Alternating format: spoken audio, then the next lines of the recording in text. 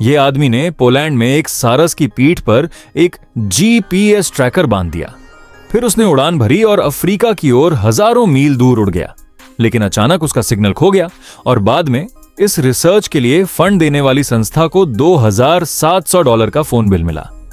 दरअसल वो ट्रैकर पक्षी की पीठ से गिर गया था और किसी को मिल गया था।